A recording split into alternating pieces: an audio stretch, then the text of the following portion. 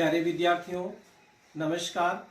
बृहन मुंबई महानगर पालिका शिक्षण विभाग वर्चुअल ट्रेनिंग सेंटर में आप सभी का हार्दिक स्वागत है। आपका वर्चुअल मार्गदर्शक जयप्रकाश आर मिश्रा। चलिए हम सीखने के लिए तैयार हो जाते हैं। क्यों? जैसा आपने सुना है, समय किसी का इंतजार नहीं करता, वह हमेशा आगे बढ़ते रहता है। इसी समय के ऊपर हम आज आपको जानकारी देंगे। तो कक्षा है तीसरी, विषय है अपना ईवीएस परिसर अध्ययन और अपना टॉपिक है अंडरस्टैंडिंग टाइम। समय का बोध मतलब समय का ज्ञान। जैसे आपने घड़ी देखा है, घड़ी हमेशा समय बताती है। समय के अनुसार सभी लोग अपना काम करते हैं। आप लोग घर पर समय से उठते हैं, समय से खेलते हैं, समय से अध्ययन करते हैं, समय से स्कूल आते हैं और समय से स्कूल जाते हैं। समय हमारे जीवन में बहुत ही महत्वपूर्ण है। इसी के बारे में हम आज आप लोगों के साथ चर्चा करेंगे। इस समय जो है बच्चों, इसके भी भाग होते हैं। जैसे हम आपको एक उदाहरण के द्वारा बताऊंगा। 3 भागों में बांटा गया है। काल को कितने भागों में बांटा गया है? 3 भागों में बांटा गया है। आज जो आप हैं उसको प्रेजेंट बोलते हैं। जो बीत गया है, जब आप थे तो उसको भूत बोलते हैं, माने पास्ट बोलते हैं, भूतकाल।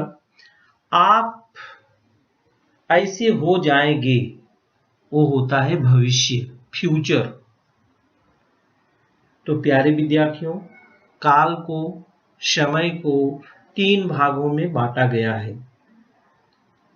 काल के 3 भाग होते हैं। जो बीत गया वो कहानी के रूप में हो जाता है कि आप ऐसे थे, उसको भूतकाल। जो चल रहा है उसको वर्तमान काल, और जो आने वाला है उसको हम भविष्य काल कहते हैं।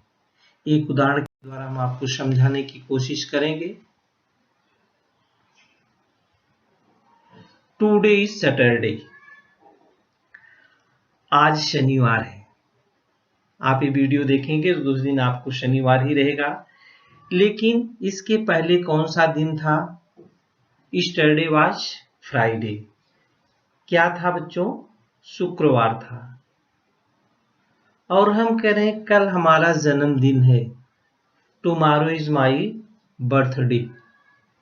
कल हमारा जन्मदिन है। यहां पर टुडे जो आज दर्शाता है, आज शब्द जो होता है वो होता है प्रेजेंट।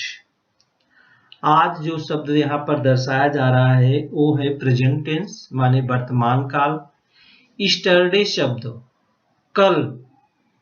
देखिए, आगे भी कल है, पीछे भी कल है, आज बीच में है। तो जो बीता हुआ कल है उसको कहते हैं भूतकाल। जो बीता हुआ कल है बच्चों, उसको क्या कहते हैं? भूतकाल। आने वाले कल को हम क्या कहते हैं? भविष्यत काल। आज शब्द हमेशा वर्तमान काल में आता है। आज हमारा जन्मदिन है तो ये वर्तमान काल हो गया। कल हमारा जन्मदिन था तो ये कल भूतकाल हो गया। कल हमारा जन्मदिन होगा, ये क्या हो जाएगा? भविष्य काल। है कल ही शब्द, लेकिन जो बीते हुए समय को दर्शाता है वह भूतकाल कहलाता है, और जो आने वाले दिनों को दर्शाता है वो भविष्य काल कहलाता है। और आज शब्द जो होता है वो प्रेजेंट दर्शाता है। जैसे दादी ने हमें कहानियां सुनाई थी, ये माने आपने सुना उसको, ये भूतकाल हो गया। ये दादी ने मुझे कहानियां सुनाई थी, ये जो समय है ये भूतकाल को दर्शाता है। हम लोग समय को समझने के लिए, अपनी दिनचर्या समझने के लिए कैलेंडर का उपयोग करते हैं, जिसको दिन दर्शक बोलते हैं। जिसको क्या बोलते हैं? दिन दर्शक। बच्चों, ये काल को समझना इसीलिए आवश्यक है क्योंकि पुराने समय में जब हम पैदा नहीं हुए थे तो हमको पता नहीं था कि यहाँ क्या था। यहाँ बड़ी बड़ी बिल्डिंगें थे, टीले थे, मकान थे, मूर्तियां थी, मंदिर था, मस्जिद था, गिरजाघर था, गुरुद्वारा था, कुछ नहीं मालूम होता है। तो अपने वैज्ञानिक लोग क्या करते हैं?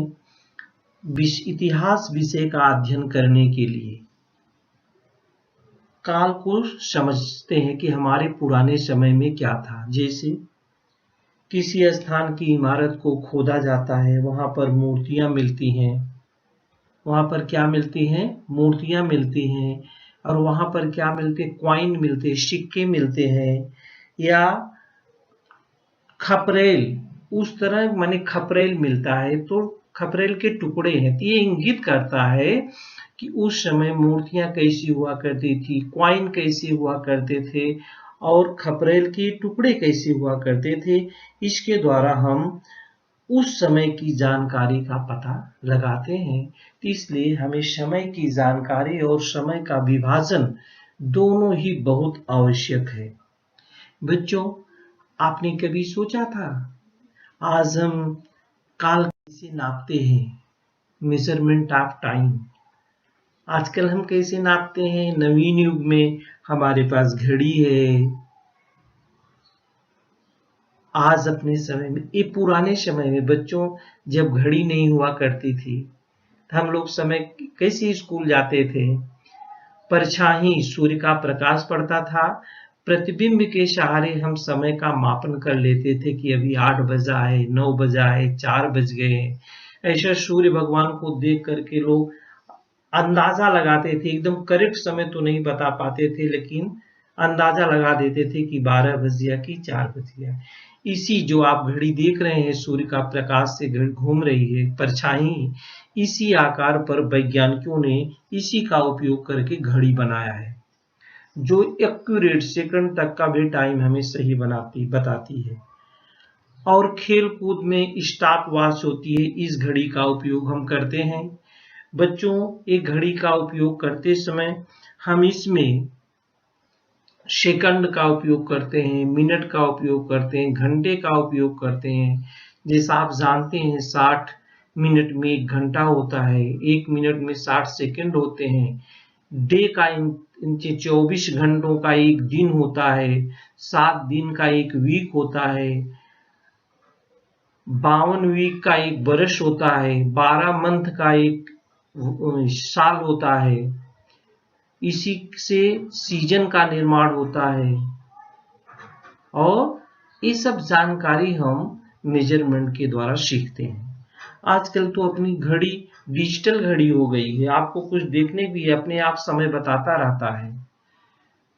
लेकिन हमने कभी सोचा, जैसे ये देखिए सूर्य का जो प्रकाश पड़ता है, ये पुराने समय में ऐसा हम लोग ज्ञात करते थे समय।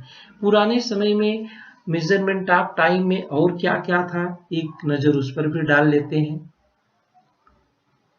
पुराने समय में ये देखिए ओल्ड टाइम में इसको बोलते हैं वाटर क्लॉक।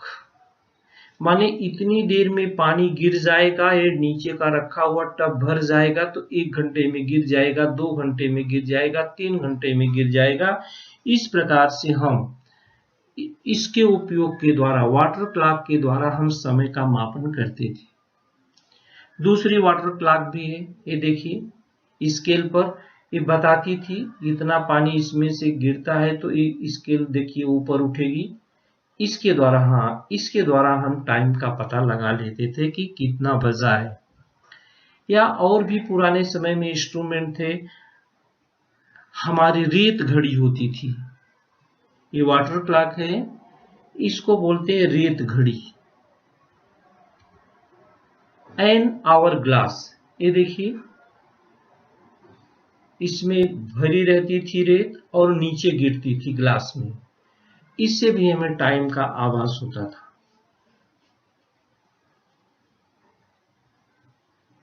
तो इसका क्या था, दो भाग है, देखिए दोनों भाग समान दिख रहा है।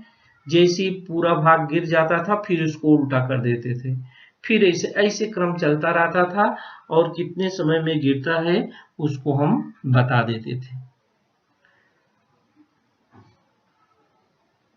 इस रेत घड़ी का प्रयोग सबसे पहले 14वीं शताब्दी में यूरोप में हुआ था।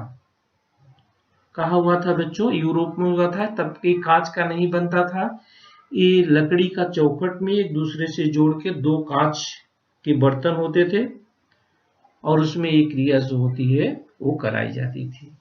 तो मेजरमेंट ऑफ टाइम, काल मापन के लिए किन साधनों का अध्ययन करना पड़ता था, ये जानकारी हमने आपको दिया। काल मापन हमारे लिए बहुत ही जरूरी है। आप जैसा जानते हैं समय किसी का इंतजार नहीं करता बच्चों, समय सबसे मूल्यवान है, इसलिए समय के साथ ही हमें चलना चाहिए। एक कैलेंडर है, एक कैलेंडर का भी उपयोग हम, दिन दर्शक का उपयोग भी हम समय मापन के लिए करते हैं। आज कितना तारीख है, आज हमें क्या करना है, कौन सी विषय आज पढ़ाई जाएगी, वो सब की जानकारी हम अपनी दिन दर्शिका के द्वारा करते हैं। तो बच्चों आज हम लोगों ने समय का ज्ञान के बारे में सीखा,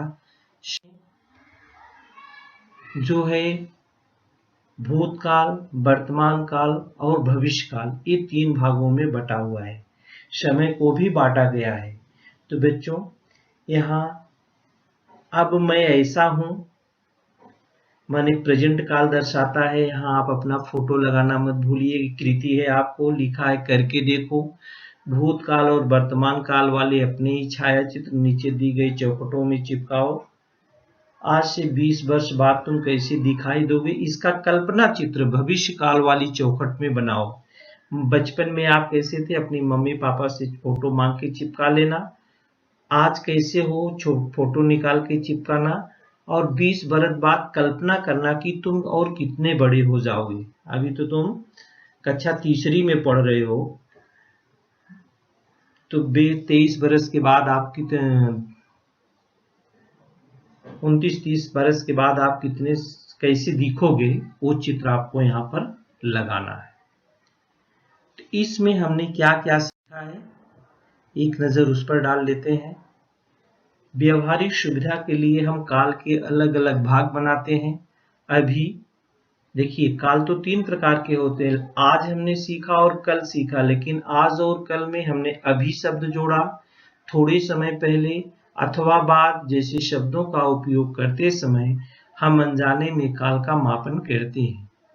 काल को समझने के लिए घड़ी, दिन दर्शक, विद्यालय की समय सारणी इत्यादि साधनों का उपयोग करते हैं। काल का विभाजन करते समय सेकंड, मिनट, घंटा, दिन, रात, सप्ताह, पक्ष, माह तथा वर्ष इस रूप में भाग करते हैं। पुरानी वस्तुओं, इमारतों, सिक्कों, मूर्तियों, खपरेल टुकड़ों अथवा परिसर की ऐतिहासिक वस्तुओं द्वारा काल का बोध होता है और गांव या परिसर का इतिहास समझने में हमें सहायता मिलती है। तो प्यारे विद्यार्थियों, आज के लिए इतना ही। Thank you. प्यारे विद्यार्थियों, हमने जो आज सीखा, हमें पूर्ण विश्वास है आप उसको अच्छी तरह से सीख चुके हैं और उसका आप अच्छी तरह से अभ्यास भी करेंगे। आज के लिए इतना ही, धन्यवाद।